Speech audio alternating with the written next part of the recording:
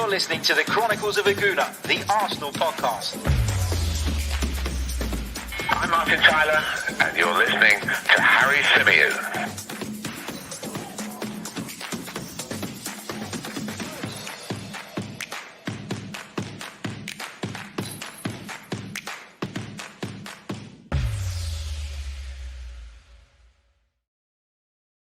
Hello and welcome back to the Chronicles of a Gooner, the Arsenal podcast, brought to you by 90 Min. As ever, I'm your host, Harry Symeou, and on this edition of the show, we're going to be kicking off our build-up towards the North London derby. It's the big one this Saturday, and who better to join me to start that build-up than the brilliant Mike Stavrou. Welcome back to the show, Mike. How are you, first of all, mate?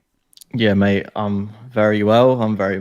You've been a busy guy since I last spoke to you. You got a little baby. Mate, every single time I speak to you, it's like something new, some sort of, not drama, but you know what I mean, some sort of news. I know, and I kind of just want life to just settle and just be easy, man. But Never does, man. Never does. Exactly. Jokes aside, obviously delighted with the birth and all that, but I've got to admit, I've had very little sleep over the last week, and the first few days I was kind of riding on adrenaline. Yeah. And I was like, yeah, you know what? This isn't so bad. I was sleeping 3-4 hours a night and sort of getting through it. Because even when you're not the one getting up, it still wakes you up. Yeah, and it drives you absolutely mad. But now I'm feeling the crash a little bit. So what better than a North London derby to lift me up again and get me buzzing? Mike, we haven't spoken in a while. We haven't done a podcast together for a couple of weeks now. And a lot has changed in the Arsenal world since we last spoke. Arsenal have registered successive victories in the Premier League, 2 clean sheets against Norwich City and Burnley. Obviously, that win last night in the Carabao Cup against AFC Wimbledon as well, sort of maintaining that momentum as we build up towards the derby. First of all, I wanted to get your thoughts on some of the new signings. And I know you didn't see the game last night. Like a lot of people, it was very difficult to... In fact, it was impossible to access it because it simply wasn't being broadcast. So unless you were in the ground, you would have struggled. But kind of based on what you have seen up until now, what have you made of some of the new signings? Because I think a lot of them have shown promise at the start of their Arsenal careers. And I guess I wanted to begin with getting your thoughts on Aaron Ramsdale and whether or not for you, he is the number one now. Yeah, so Ramsdale, because we did a lot of sort of transfer window pods, and I think the discourse from both of us was, you know, we've got nothing against Ramsdale. Didn't really have a huge, you know, back catalogue of games that we'd watched of him. And we were both sort of like, well, we're spending £30 million, £35 million on a goalkeeper when really we need a centre midfielder and we need a striker. So I think like that's what it started as. And we were thinking, all right, well, you know, we'll give him a go. And I don't think, I can't speak for you, but for myself, I was not expecting to see Ramsdale this early. I was thinking he'd play in the Cups. I was thinking he'd play maybe if Leno had an absolute shocker later in the season and he, you know, was thrown in. But to be thrown in so early, I've been a bit shocked, to be honest with you. And maybe it was because of what Arteta saw in the West Brom game. Maybe he did see, you know, his clear qualities that he has in terms of his dominance of the ball. He's a vocal guy, his organisation, and his ability with the feet. And maybe Mikel saw that and thought, you know what, I need to give him a go sooner rather than later. Do you think that then? Do you think that it was, I'm going to bed him in, but then he impressed and so he rushed it? Or do you think it was the plan all along? Well, I don't know. I think if it was the plan all along, maybe he would have started the season. I think if he wanted him to be number one from the outset, I think he maybe would have started. But Leno obviously started, conceded a lot of goals. I know obviously that wasn't all his fault, but I think from what we've seen so far, based on the performances, yeah, it hasn't been against high-level opposition, but what we've seen so far, you can't drop him. So I think what I like about him is those things which we said, like, and we spoke about it a lot in the summer as well. A lot of it isn't necessarily a football thing, but it's a spirit thing. It's a character thing. And it's something that we've not seen in our players or a lot of our players for a long time, that, you know, clear passion and desire that willingness to give 100% every single time you go on the pitch. And I get that vibe from Ramsdale. And, you know, even that thing, I can't remember if it is in the Norwich, I think it was the Burnley game when he sort of protected Ashley Westwood from, you know, telling off Tierney when he was on the ground. Like that sort of thing is like, okay, I know fans can buy into that stuff and read into it a little bit, but for me, from like a journalistic standpoint, I see that as a character, and I see that as the sort of guy you want in your dressing room. And Leno, he's been here a long time.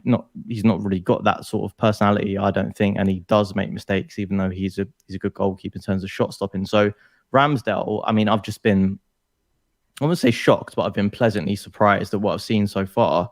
I didn't think I would see him this much this early, and I don't think there's any way you can drop him. I don't know at the moment anyway. Yeah, completely agree. I mean, people have been making the point to me today that Leno came in last night and that he kept a clean sheet. But I think we have to be able to separate what happened last night against, with all due respect, League One opposition, between that and what went on in the last couple of Premier League games. And I think you're right. I feel the same. I feel pleasantly surprised by what I've seen from Ramsdale. And I think you're right. I think that the spirit thing is a lot to do with it. I think the fact that we just were persisting with players who just had shown so many times over the years that they were never going to change. They were never going to pick up their level. There was always going to be those individual errors, etc., etc., that Mikel Arteta almost got to a point where he was just fed up and just wanted to wipe the slate clean and start again. And I would say that this is not the first time, if indeed Mikel Arteta did kind of feel like he was forced into throwing Ramsdale in, I would say this is not the first time that Mikel Arteta, during his managerial tenure, has got to the point where things have been so bad that he's had to make a drastic change, and then we've benefited from it. The change in formation last season and the emergence of Smith Rowe and Saka. And, well, Saka was already there, but Smith Rowe coming in. And then, you know, he played Martinelli against Chelsea and he looked really good. And it was almost as though things got so bad that he was forced to change it, and then we benefited from that. And I feel like with the goalkeeping situation, having seen the start to the season, how poorly it went, having not been convinced by Leno, he almost got to the point where he just thought, F it, I'm going to chuck Ramsdale in. And now I think, you know, we're going to see the benefit from that moving forward. Just before we go on, I want to say a big thank you to Vikash for your very, very kind super chat donation, mate. Really, really appreciate it. A few more hellos as well. Let's say a big hello to James, to Omar, to Creambone, to Divesh, to Nathan, to Abel, to Paul, Yo-Yo, to Rashid, to Rinat, to Weedy, to all of you. Thank you all so much for tuning in live. And of course to everybody who'll be watching or listening to this back a little bit later on. In terms of the new signings then, what have you made of Ben White? Because he is one that I think is divided opinion. I don't think it's been as clear cut with Ben White. He's clear, he's very comfortable on the ball, and he brings certain attributes to the defence. But he's looked a bit suspect in certain moments up until now. What have you made of him since his arrival? Yeah, I think with Ben White, it was always going to be the case of we're not buying the finished product. We're spending 50 million on a player that has potential to be, you know, world class, but is not anywhere near that yet. And I think that's what you're going to get. I think when you invest in that sort of player, you have to take the bad with the good and the good with the bad. And we've seen both sides. I think against Burnley, it was sort of a big learning curve for him, because in the first half, I thought he really struggled, got caught under the ball a few times. You know, against Ashley Barnes and Chris Wood, it's about the toughest challenge physically you're going to get in the Premier League. So I felt he really did struggle in the first half of that game. But I thought next to Gabriel, he grew in confidence. And from an aerial standpoint, I thought he was really good in the second half. He sort of learned to battle a little bit more. He's winning a lot more headers. He, you know, a few vital blocks in there next to Gabriel. He did look solid. But then again, what we didn't see, which is what we were supposed to be getting, was that ability on the ball when he sort of, you know, dawdled a few times. But his passing wasn't up to scratch. You know, he sort of made a few decisions where you're thinking, oh, I'm not sure, I should have gone back to the goalkeeper there instead of trying to find that pass forward. And you think, okay, this is against Burnley, whereas, you know, as much as they are good in the air, they're not like a heavy pressing team. And you're going to face a lot more pressure than that in other games. And he's been caught out before, I think, in other games. I think especially against Chelsea played, right? It was the Man City game he missed through COVID. Am I right in thinking that? Yeah. In that one, obviously he struggled a bit, but that was a difficult game. And I just think, it's a bit 50-50 for me, but I think we've got the right sort of profile again. Like I spoke about Ramsdale, I think he's a little bit similar in that sort of sense. I think he's a young British, obviously passionate player that I think is going to evolve with our team. And when I look at it, and I think we've got Ramsdale, Ben White, and then someone like Emil Smith-Rowe, that is a pretty good young core to be building around, I think, and to be looking towards the future. I think there's going to come tougher tests, as I said, for Ben White, and I'm really looking forward to seeing how that centre-back partnership with Gabriel flourishes, because I think they're the best two we have, and he's certainly better than our other options, so he should get loads and loads of games. They should be the starting pair, but yeah, I wouldn't say I'm unconvinced. I think I need to see more. Whereas from Ramsdale, from what I've seen so far, 100%, it's all good. With Ben White, it's not all good. So I think reserve judgment a little bit. Yeah, I think you're right. And I think this is a really good point as well from Yo-Yo in the chat. He says it's a new back five, so there are going to be teething issues. Obviously, that whole communication piece and the kind of the telepathy almost that central defenders look to build between one another is obviously not there yet. You mentioned that he looks better alongside Gabriel. I think so too. I think there's the right balance there, because Gabriel does bring that physicality. And listen, I wasn't surprised to see Ben White physically sometimes be a little bit short, or aerially be, not quite up to it. What I have been surprised with, and I mentioned it on the post-match pod after Burnley, was what you said as well, the inability to progress the ball out of the defence. That was what we were told Ben White was going to bring to the table, and he might still do that. But I just thought in the Burnley game it was really, really lacking. And as you mentioned, Burnley don't press you high up the pitch, especially in the first half.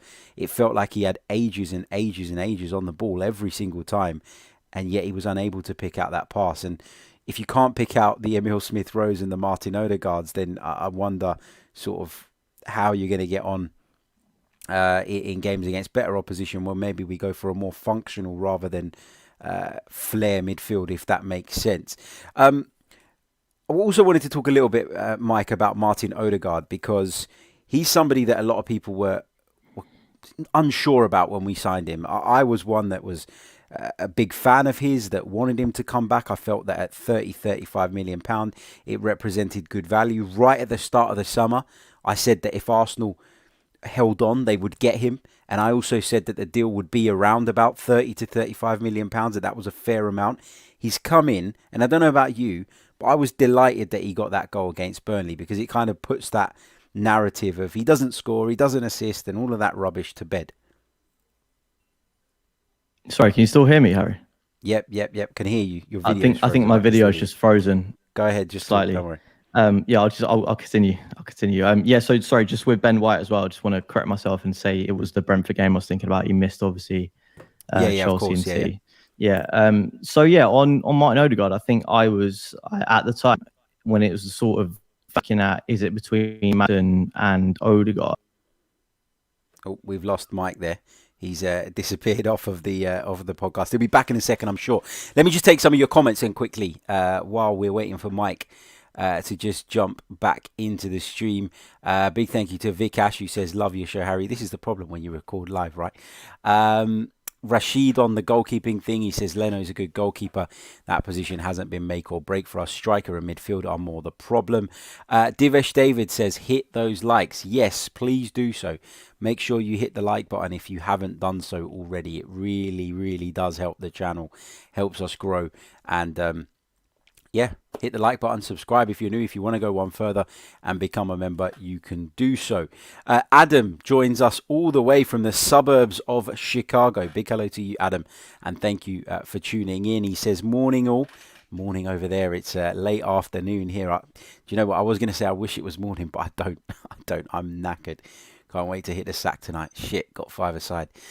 He says, morning all. As an Arsenal supporter in the suburbs of Chicago, I'm so happy to have found your show /pod. Thank you for all you do. No, thank you, my friend, for tuning in. Really, really appreciate it. Yannick Mack says, poor Ben White. He has the pressure of being compared to the next Van Dijk week in, week out. Feel for him. Yeah, I guess with that one, Yannick, look, I think that we absolutely have not signed the finished article in Ben White. I think Mike alluded to that, and I think he was absolutely spot on and completely right to make that point. We haven't signed the next Virgil van Dijk, but when you do spend £50 million on a defender, there does come a pressure, doesn't there?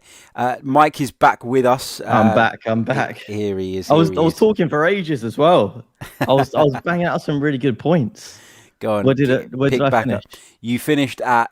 I just want to correct myself about Ben White. That you mentioned that he played in the Brentford game and missed the other games through COVID. Yeah. And that was it. That was where we got to. So, okay, all right. I had a whole spiel about Odegaard, which I will recite word for word. Go ahead. No, so basically with Odegaard, the thing I was thinking at the time, we were sort of deciding between him and James Maddison. And I was always in the camp of Odegaard. I know some people like a flashy new toy, don't they? Something that they haven't seen. I know Maddison's numbers, goals-wise, are a bit better than Odegaard's, but I feel like he suited us down to the ground with what we wanted, with what Mikel Arteta wanted from that number 10, someone who has the ability to drop deep, can create from deep. I'm not saying he's similar to Ozil, but I'd say he does some of the same things that Ozil did by coming a lot deeper to collect the ball and then recycle it and also find that killer pass as well at the right time. And that's something, a profile we didn't have in our team. And I don't think Maddison is that sort of guy as well. He gets the best out of Aubameyang, which has been really difficult to do. I think he has the ability to find him in between the lines, which again is not a profile we have or had within the squad. And when it was that comparison, I was sort of like, why would you go and drop 60, 70 million on a player that you're not sure whether they'll fit, how the dynamic will change the team, where you got someone who's been there for 6 months, who you know can perform. Yeah, all right, he wasn't like, he didn't do anything spectacular, but what he did was just really get the team moving, get that creativity that we were craving for a long, long time. And that's what we've got again. And I think from what I've seen from him so far, he's slotted straight back in instantly as we sort of knew he would, and we're reaping the benefits of it. And I think what I'm impressed with the last 2 games, and I know some people have been a little bit critical, saying that, it's not quite free-flowing football. And look, it's not, but what I'm seeing is a return to confidence and a bit of a return in terms of chance creation. Obviously, we had like 30 shots against Norwich. We were just not clinical whatsoever. But against Burnley as well, I feel like we had those movements and that sort of fluid movement in the final third. The only thing that was missing was just that final ball with that end product. And I think with a bit of confidence that will come. And we've seen in spells last season, when we can get them all singing from the same hymn sheet, our players can create like that sort of run we went over Christmas. That was free-flowing football. So I know the players can do it. It's just basically putting them in the right environment, putting them in the right mindset in order to do that. And I just hope that these 2 sort of games in the Premier League, I won't count the Cup, I hope those 2 games aren't a false dawn for us in terms of how we can build and build something. And obviously we're going to chat about the North London derby, but that's the real test now. And if we lose that game, that sort of tiny bit of progress will be lost. So I think it's huge in that sense. Yeah, and completely agree. And I'm not going to bore people by going through all the new signings, but the last one I wanted to get your thoughts on just before we move on to the North London derby and really start picking that apart is Takahiro Tomiyasu. I think we can all agree that Sambi Lokonga has shown some signs of promise. I think we can all agree that Nuno Tavares, who is a backup player, has come in and has shown some real raw ability, probably needs polishing around the edges a little bit, but he's a player. When it comes to Takahiro Tomiyasu, he for me has been one of the biggest pluses. I've got to say, what have you made of his start to life in an Arsenal shirt? Yeah, so I was really shocked when he started against Norwich. I thought, he's only trained for like a day, 2 days. Like, there's no way he's going to play. And he sort of came in and was like, I'm not going to say a world beater, but he was impressive. Like, as right backs can get, he was winning every single duel. I think he did win every single one of his aerial duels that game.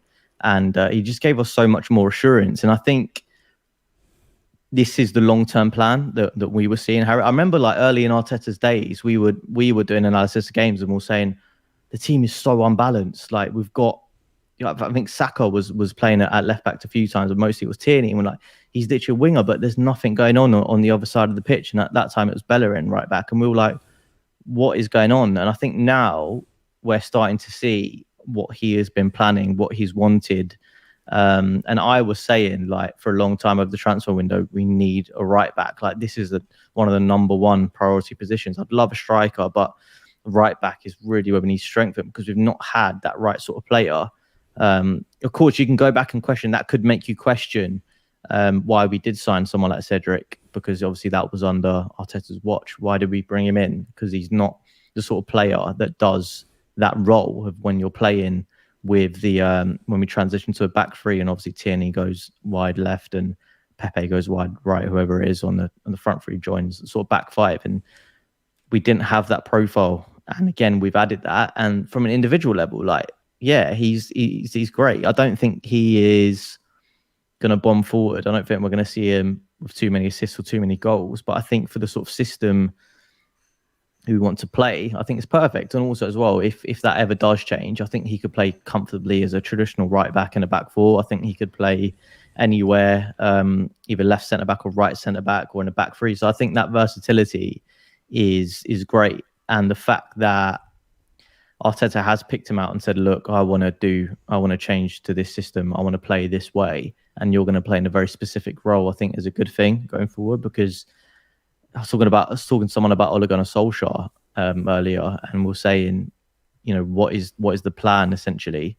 And you don't really know. You don't really say what Ole Gunnar Solskjaer's style of football is. And I feel like finally, and I know it's sort of a very small sample size and people will be saying, what are you talking about? Like you said, Arteta's had no identity. I think we're starting to see that. I'm not saying it's anywhere near done, but I think we're starting to see the beginnings of that, the way he wants to play. And Tomiyasu is obviously a big part of that, I think. Big test for Tomiyasu, isn't it, at the weekend, because he's likely to face Heung-min Son. But I've got to say, with Takehiro Tomiyasu playing in that position, I feel a lot more confident than I would have done had it been Cedric or had it been Callum Chambers, because of all those attributes you've mentioned. He feels like a centre-back with the mobility of a full-back. He's got the physical power, he's strong, he's aerially dominant, he's got all of that, but he has that mobility as well to kind of play as a full-back. And you don't look at him and fear he's going to get massively exposed for pace. There will be players that will be quicker than him, you know, there's no doubt about that. But it's not a glaring weakness in Tomiyasu's game for me. And also, we talked about Ramsdale and we've talked about Odegaard in the past with regards to their attitude and seeming as though they have that right mindset and are really committed to the cause. And Tomiyasu has that too, doesn't he? You can see it. Yeah. I was thinking, Harry, like, as you were talking, like, when's the last time we had a right back that is actually a good defender? Like, I think you got to go back to Bakary Sagna. I think that's the last sort of good defensive, solid right back that we've had, and that's been a long, long time since he left the club. So, you know, we've been through them all. And Debuchy, even like Bellerin, like as good as he is, and as good as he was, or how as promising as he was, I don't think he's really fulfilled that. He was always a sort of marauding fullback. We've not had that sort of defensive mold come in, and it's just like adding extra options, extra ability to the squad that we haven't previously had. And I'm excited about him. Like, you wouldn't probably say you'd be excited about a right back, but Tomiyasu is just something about him. He just doesn't look like getting beaten one-on-one. He doesn't look like getting beaten in the air, and it's not a lot of like fullbacks you can say that for. Like, he's not the traditional, he's not the modern fullback, I don't think. And to some, that might surprise them. But I sort of drew a comparison when I saw Emerson Royale in the first week, his debut for Spurs, and Tomiyasu made his debut in the same weekend, and the difference between them was just like night and day. Like, and a lot of our fans, I think, were sort of peddling for us to go in for Emerson, and I think I'm glad we went Tomiyasu in the end. That's the thing. You hit the nail on the head. He's not a traditional modern day fullback, but Mikel Arteta's system doesn't need a traditional modern day fullback, and that's the key, isn't it? And that's why we're starting to see some emergence now of a plan, of an understanding, of an end goal. The beginning, Harry. Like, we have to make that clear, don't we? Yeah, and this is why so many Arsenal fans have become frustrated, and I get it. I get why people feel that way. This should have been, this beginning that we're talking about now, probably should have been a year ago. And that's, that's where we're at. Let's take a couple of comments and then we'll move on. Tommy says, Tomiyasu is an athletic beast and probably the biggest Japanese man I've ever seen. Also seems to have a great mentality and work ethic. What a steal. Yonik says, I like Tomiyasu. He's actually one of the only players I watched before we signed him, but he doesn't offer us much going forward because he's naturally a centre-back. But again, I'll re-emphasise that point. I don't think this system is geared to doing that anyway, is geared to getting the right back that high up the pitch.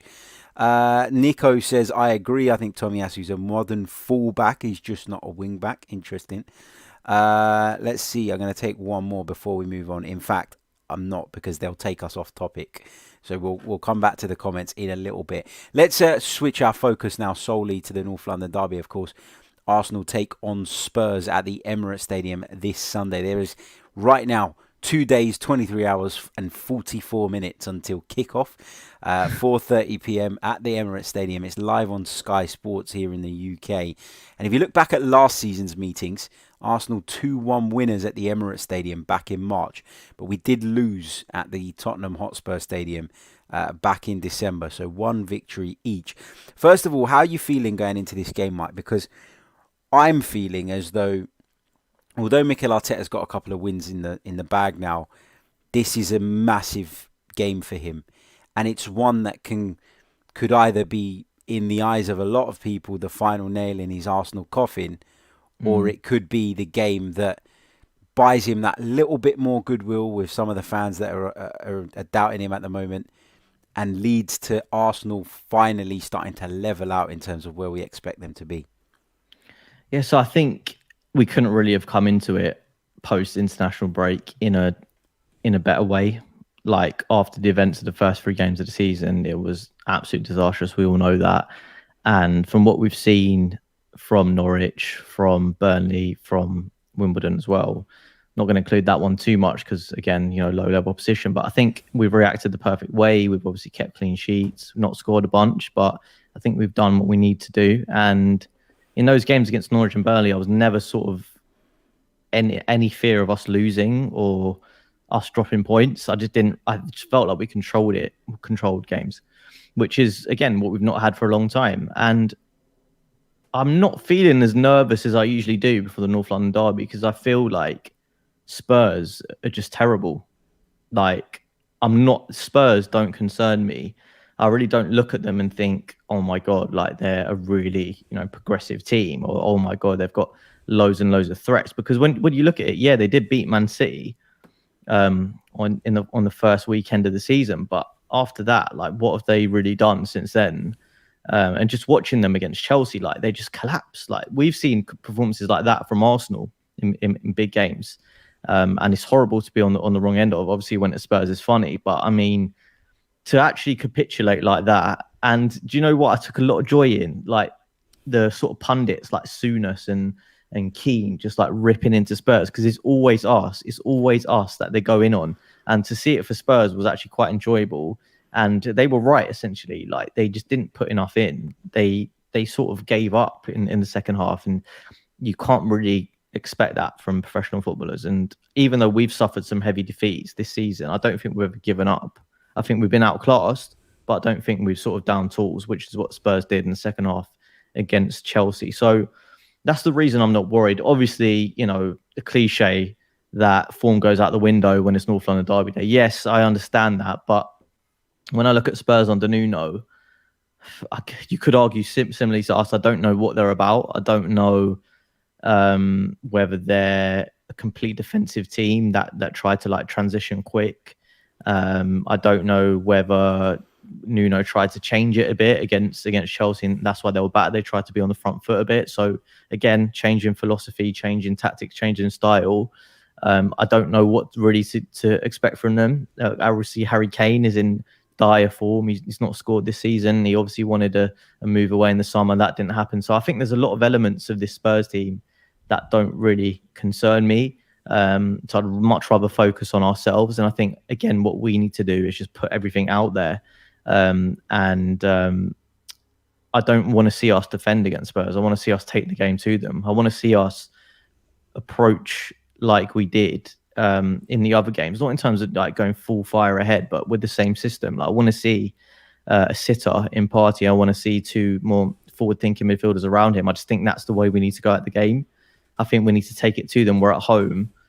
We've won 3 games on a bounce. I think we need to be positive. If we sit back and like sort of worry about what Spurs could do to us with Kane and Son, I think we're going to almost be taking one step backwards. I agree with a lot of that. The only thing is, and a couple of people have pointed it out in the chat box, Spurs' biggest strength for me is on the counter-attack. So I think we need to be quite wary of what they can do on the transition.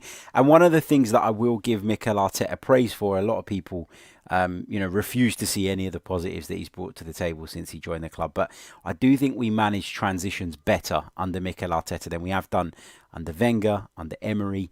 And I think that he'll be aware of that. I think he'll understand that that is Spurs' biggest threat almost. I guess you're right when you say that we couldn't have come into it in better shape. Obviously, wins against Norwich, wins against Burnley. Spurs, the opposite. They started the season with 2 wins against Manchester City, or 3 wins, in fact, Manchester City, Wolves and Watford. And then they lost at Crystal Palace. And then they were beaten at home comprehensively by Chelsea. So I think, yeah, we've got the upper hand. I'm not a big believer of this. The form goes out of the window for a derby, but it is a very unique game, isn't it? And I think that you need to kind of take that into consideration. Atmosphere is going to be cracking. I'm really, really looking forward to it. But I think for me, I don't want to say it's a do not lose, because when you say that, it's almost as though you're kind of giving up the right to win, or you feel like you can't win. I think Arsenal certainly can win, but for me, the reason I'm so nervous about this derby is not because of Spurs, like you said. It's because of this ability and this tendency that Arsenal have to self-destruct, and the consequences that will have on Mikel Arteta. Because even though this season I've asked serious questions of him, I've questioned whether he is the right man, I've started to wonder if he'll ever get it right, I desperately do want him to succeed. And I feel like succeeding in this one-off fixture could go such a long way in buying him some goodwill and keeping that momentum going, so that then if we do go to Brighton, who are in excellent form at the moment, and even come away with a point, because we'd won the North London derby, people will look at it and say, well, that's a good point, rather than that overreaction that we get every time we don't win a game. So I think he needs it. I think he needs the breathing space. One question I want to ask you, Harry: does Xhaka come straight back in? Because this is something I've been thinking about. Because for me, like I look at that balance we've had in the last 2 games, and yes, I know we have to caveat that by saying that it was against Norwich and Burnley. I understand that, but I just think we look so much more balanced, and we look like we're actually going to score when we play with Smith Rowe and Odegaard in midfield, like for the second half of Norwich, for the full game of Burnley. And I know what you're talking about when Spurs in transition, and I think they did that well against Man City, but I've not seen that again afterwards. I think they've scored 1 goal from open play, and I just think they're not as sort of up to Nuno's speed as he wants them to be. I think he obviously has a clear philosophy, but for whatever reason, injuries, team selection, Kane not informed, they've not quite been able to, settle into that counter-attacking play. They've shown it in glimpses, but they're not able to do it for a whole game. That's why they don't concern me. And I know we do need to be wary of that, but I just think I wouldn't put Xhaka straight back in. He would have been out cold a little bit. He's not played in a while, and he's not played in this sort of new look system that we tried the last 2 games. So I don't know. It's a tough one. Yeah, so I agree with you that we've changed the balance of our midfield, it seems, and we look as though we want to play in a different way. I also think I think that the criticism he received off the back of that sending off was overblown. It's a challenge that could be a red card, but am I absolutely sure it was? No. If it happens at the Emirates Stadium, do I think he gets sent off? No. So I think that in a lot of ways the crowd got him sent off there. I think that the whole circumstance, Arsenal being beaten and everything seemingly going wrong, and then him making that challenge obviously was kind of the perfect storm. He got shown the red card, and then it was the normal response when it's with regards to Xhaka. How could he do something so stupid, etc., etc., etc.? And he went away, picked up COVID. First of all, we don't know how fit Granit Xhaka is. Only Mikel Arteta and the player and those within the club will understand exactly what his condition is like at this moment in time. I think whatever you think of him, to bring him back after 3 games out and having suffered with COVID in a game of this magnitude represents a huge risk. I think that if Thomas Partey was unavailable, then I'd put him in, because I think you need that senior midfield player in there. But I think because Thomas Partey got through most of the game at Burnley, got an hour under his belt against Wimbledon last night, because he wanted the fitness, because he wanted to get up to speed, I think means that Granit Xhaka should not come into this side. I really do. There's no justification for it. And if he puts him back in the side and the result doesn't go as we'd like it, it's handing the fans that are already on your back an opportunity to kind of really lay into you and really lay it on thick, I guess. So, no, I wouldn't put him back into the side. But what I would say is I'm not sure that I would go with the midfield we played against Burnley, because I feel that might be too lightweight. I'm expecting Tottenham to play with Højbjerg in the middle. I'm expecting them to probably partner him up with somebody like Skip, who isn't a technically great player, but he's a grafter, he's a hard worker. And I think if you go with a centre midfield with Partey sitting on his own, and then you stick Odegaard in there, and you stick Smith Rowe in there, that you might be leaving us a little bit lightweight. And I know we want to play on the front foot, but I think there needs to be a little bit more balance. So my midfield would be Partey and Lokonga. And then I think you've got to make the decision on Smith Rowe, Odegaard, Saka, Pepe, who plays out of those guys. But if it's Partey and Lokonga, I'm fine with that, and I'm fine with Xhaka being left out. Yeah, I think that's probably a fair way to look at it. I wouldn't put Xhaka in, probably because the reasons that you said. We don't know if he's fit. We don't know what sort of, how sharp he is. He's not played in a while. He's obviously had COVID as well. We don't really know what we're going to be getting. And, for all of his good parts, he can be a liability at times. He can give the ball away. He can be caught on the ball. He can make silly, reckless tackles like we saw the other week. So I wouldn't put him back in. I guess what I'm thinking with that more attacking player is that we are at home, and I think we are the more confident side at the moment, and you sort of want to take advantage of that. It's just whether do you trust someone like Smith Rowe enough to sort of do that defensive work? Can he do that? Or do you sort of lean on a more sort of defensive minded Lokonga? It'll be interesting to see.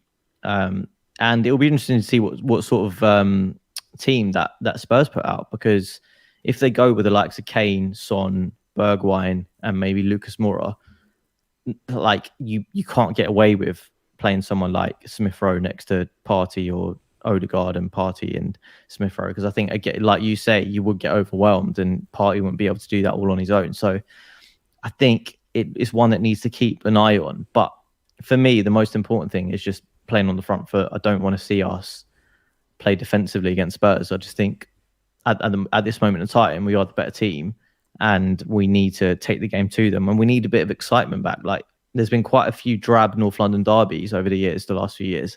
And I think we need to lay down a marker. And going back to what you said about Arteta, you're right that this, if he does beat Spurs and we beat Spurs, it gives a lot of goodwill, and fans will, give him a bit more time. And it just feels like every single game, it's like we're on the edge of a disaster with our fan base. And it's like, if we lose against Spurs, you're right, and then we draw against Brighton, it's like, 1 point ticking. from 6. Yeah. When's he going to go? Like, he needs to get sacked. And I mentioned United earlier, because even though I think Ole is not a great manager, like, it's just weird how every single game, even when they do win, like when they beat West Ham, there was like fans saying Ole out. And it's like, you got to sort of think about the timing of these things. Like, it has to make sense. Like, you're not going to get rid of a manager 5-6 games into a season. So let's try and be a little bit calm about it. And if we do, not get the result that we want, and maybe if it's a draw, maybe in defeat, I think the context has to be applied to that. But yeah, I do agree with what you're saying. Like, if Xhaka does have plays and he has a disaster class, I think they will use that to sort of, they'll hang Arteta to attack Arteta. Yeah, they will. Yeah. Absolutely, they will. So the thing is, having said all of that, I wouldn't be surprised if Mikel does throw him in the team, because he clearly has a great relationship with him. He clearly trusts him, sees him as part of his leadership group. And I do think that there is a very good chance that he does come into the side. Yeah. Wouldn't be my choice, but I think there's a good chance. I also think Harry Kane's probably going to score as well, because he's not been in amazing form. Obviously scored in the Carabao Cup, but against Arsenal, he just always does, as you said. There's an interesting question in the chat from Diogene, who says, Laka or Oba, Harry? Would you play behind the defence or create chance? So he's asking who should lead the line for Arsenal. Now, I've got to be honest. I normally talk a lot about how important Lacazette is to our build-up play, how he gives us more as a centre-forward overall, but isn't as cold a finisher as Pierre-Emerick Aubameyang. It's always been the way I've seen it. The issue for me is watching Lacazette last night, and I know he's not played a lot of football this season. I didn't think he looked very good. I didn't think he looked very convincing. I didn't think he held the ball up well enough. I didn't think he combined with those around him often enough. Having said that, he would, if he plays on Sunday, be playing alongside two completely different flank players and probably a different creative midfielder who would get in and amongst him and probably would combine with him a little bit better. So for me, I'm sticking with Aubameyang up top for the weekend. What's your take on that, and how do you see the centre-forward situation?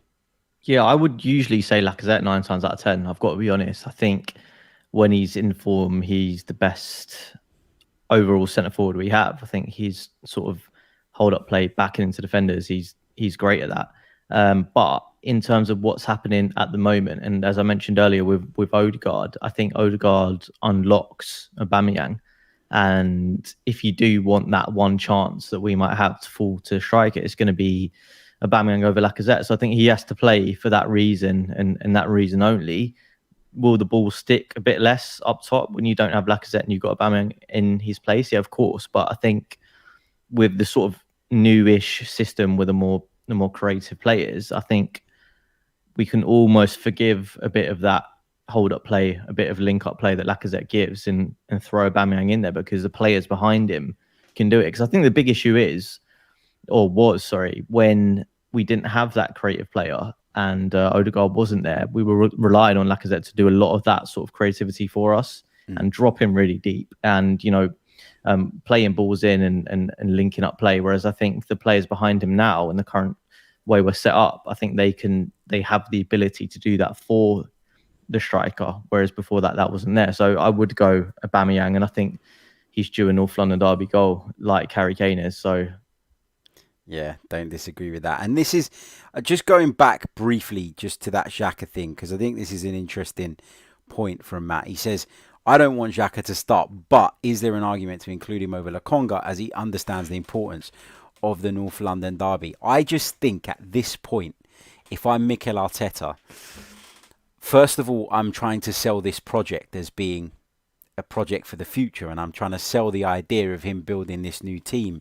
Therefore, I think fans would be more understanding in the event of a defeat if it was with a bunch of young players coming through who could essentially learn from the experience. The other thing is, he's so far down the line with some fans, Mikel Arteta, in terms of their desire to see him leave the club, that it's a decision that the negatives and the repercussions that could come off of it if Arsenal don't win outweigh the positives that Xhaka brings to the side. That's how I see it now. And I think that he'd be almost... It's like going into a casino and knowing that you've got no money, but gambling more than you have on the roulette table on red. And then if it hits black, you're completely screwed. And if it hits red, you've only doubled a little bit of money that you won. The risk doesn't marry up with the reward. That's how I see it. I don't know. but we'll see what happens on Sunday. I've never heard that analogy before, Harry, but fair enough. Well, look, if you've got only a little bit of money left in your pocket, you've got a tenner in your pocket, and that's for your dinner, okay? And you go into a roulette table, and you put the tenner on red or black. You put it on red, and you spin. You're only going to double your money. So is risking... What if it hits zero? Yeah, then you're not going to make nothing. So if it hits zero, you make nothing. But if it does land, you're only going to double your money. So you might be able to get a Nando's instead of a McDonald's. Like, is the risk of losing what little money you have left worth the reward of just doubling your money? So I know what you mean. The risk isn't worth it if Xhaka blows up or he's not quite ready. Or if Arsenal just don't play well, because people will jump on the Xhaka selection regardless of whether he's the reason we lose or not, because people are just at that point with him. That's how I see it. If he went to Roma, Harry, we'd never have to talk about him again. And I don't mind Xhaka, but it's just like the constant theme. Like the fact we're even discussing this, that one singular player could be picked out of a defeat that wasn't his fault, and then that would be used to lay at the manager and say, "Wait a minute, you're not good enough to manage this football club." Like, isn't that just a ridiculous thing? Like the fact we even think that way, but that's how it is. It's Arsenal, isn't it? Yeah, exactly. It's mad. Exactly. Let's get a few questions in the chat box for the last sort of 5-6 minutes. We'll take a couple of your questions. Just while people are getting those questions in, don't forget, if you haven't done so already, make sure you hit the like button, subscribe to the channel if you're new. In fact, let's check in where we're at in terms of likes, because there are currently across the multiple platforms over 250 of you watching us live right now. But in terms of likes on the board, we've only got 73. Let's get that over the 100 mark at least. That would really, really help. And if you'd like to go one further by becoming a member of the channel, if you're watching on your computer, you can click the join button under the video, or if you're watching via your phone or any other device, you can click on the link in the description. Mike, while we're waiting for a couple of questions to come in, what's your prediction for the North London derby? Well, I'm going to be there. It's my first North London derby in a long, long time. I don't actually remember the last one I went to. It's been a good few years, so I'm excited for it. And sometimes I think when you build up to a game this much and you've been waiting for it for a long time, and Arsenal won a couple of games in a row, you do tend to have a bit of a biased prediction. But I think we can beat them. I honestly do. I don't think this iteration of Spurs is anywhere near the best that they have been over the last few years. Certainly, like Mourinho and probably Pochettino, obviously, will go down as one of the better teams because they got to the Champions League final. But I just think that this team now is nowhere near that team in terms of ability, spirit, or tactics or anything. So I think they're beatable. And I think we'll do them 2-1, to be honest. I do. I'm going to reserve my prediction for tomorrow's no, he's teasing you to the lineup show. I'm going to save it for that. Let's take some of those questions then from the live chat box. Alistair Braun says, Harry, what do you think Martinelli's best position is? Now, I promised you guys yesterday when I got home from the Wimbledon game that I would be doing an episode today on Gabriel Martinelli. It's a brand new feature on the channel. It's called Player Watch, where we'll be doing short bite-sized episodes analysing a particular player and talking about a particular player. And one of the big focuses on my Gabriel Martinelli one, which I recorded earlier today, is about his best position. So I'm not going to spoil it. You can tune in live at 8 p.m. Well, I say live, it's going to be premiering on YouTube, but it is a pre-record. So if you're asking me questions in the chat and I don't answer, that's why. But you can check that out. That video is dropping at 8 p.m. tonight, so in about 3 hours' time. And the podcast version of that will be available first thing tomorrow morning. That's first thing Friday morning. Osman Ali says, Harold. Why do people call me Harold? Do you think Ben White will struggle with Kane aerially? Kane is a handful aerially, isn't he, Mike? But I think that the way Arsenal handled Burnley, where they pushed Takahiro Tomiyasu slightly infield, dropped the defensive midfielder into that back line to help. It was Thomas Partey. I think that they'll have a similar kind of arrangement, if you like, to cope with Harry Kane. I think, you you want Harry Kane outside the box, don't you, rather than in it? You don't really fear him for pace or anything like that. So I think that would be kind of the way to defend against him. This is an interesting question from Colt of the Red Barrel, and I'll put this one to you, Mike. He says, any way that Tavares and Tierney could or should be accommodated in the same side, with Tierney playing further up maybe? I think that one's difficult to balance because the way we're playing right now, Tierney is the sort of auxiliary winger / wing back.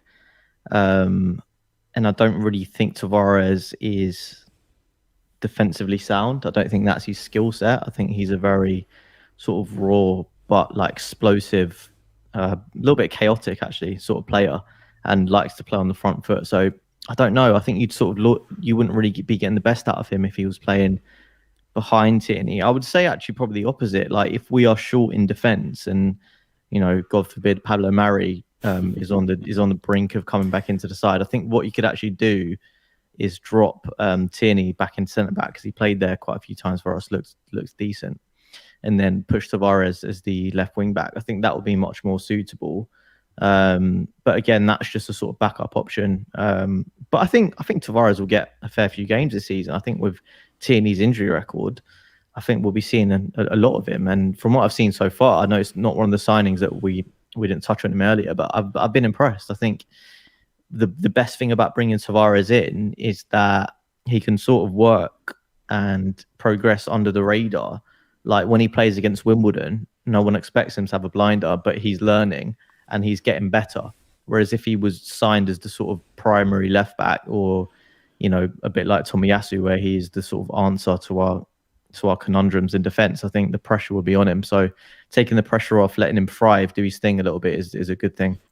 Yeah, agreed. And I think that this is not based on anything other than feeling, but I think that there is a good chance that as Kieran Tierney's career develops, we might see him become a bit of a centre-back. And the reason I say that is it's a less athletic role in terms of getting up and down the pitch. And for someone who picks up so many injuries, clearly has a defensive instinct, I think it could be the way to go for Kieran Tierney later on in his career. Let's take one final question. We'll take this one from Luke, who says, if we're in the top 6 by Christmas, do you think the Arteta out will stop, Mike? The Arteta out will never stop.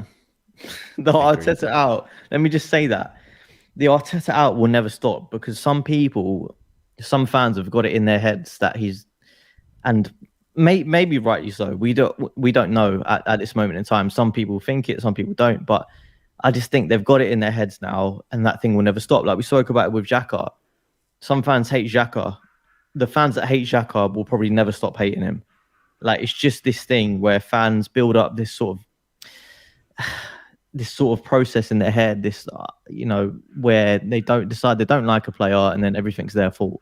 So I don't think Arteta will ever stop. I think top 6 would be good, but I don't think it would lessen loads and loads of pressure on him, because top 6 you can very easily fall out again with a few bad results. So I think maybe if we're pushing for 4th, that's a different question. Because if it looks like we're challenging for 4th at Christmas time, I think that's real progress. It's probably not going to happen, but I think that's the only way, because I feel like it's got to that point where some fans are so anti-Arteta now. Whatever happens, it's not going to change much. They're at the point of no return, aren't they? And I think so. And the thing is, there's nothing wrong with changing your mind over time, where, the evidence that you were once presented with has now changed and is different. Then you can have a different opinion. I don't see the reluctance in people to change their minds, or to accept or acknowledge that, just because something was felt right at the time, it doesn't mean that in hindsight it wasn't a mistake. People need to be able to differentiate those things, and I don't think they can for the most part, and it's really frustrating to hear it. We're going to leave it there because we are pushed for time, but thank you to everybody who's put their questions in the chat box. I promise you we'll spend a little bit more time on questions on tomorrow's podcasts. as we continue our build-up towards the North London derby. I'll be bringing you my starting 11 preview and prediction. I'll also be having a little bit of fun with Dan DeLuca, regular on our social club show, who is a Tottenham fan. We're going to have a little chat and a little bit of a game where we go head-to-head and see who comes out on top. So we'll be recording that over the weekend as well. And, of course, we'll be bringing you the post-match reaction podcast on Sunday evening, as well as the tactical analysis of the game on Monday. So lots and lots of content coming your way. Make sure you're subscribed to the channel if you haven't done so already. Make sure you become a member if you'd like to support us in bringing you more content. And if you're an audio listener, please do leave us a review. It really, really helps. My thank you to Mike. Mike, how can people follow you and keep up to date with your excellent work? Yes, I'm freelancing at the moment and doing a lot more Arsenal sort of coverage. So head on over to my Twitter. That's where I'm posting a lot of links to my work and general musings on Arsenal and stuff at Mike_Stavrou. Make sure you check it out. We'll be back very, very soon with more. Don't forget to check out the Martinelli pod, dropping a little bit later on. Until next time, take care. Ciao.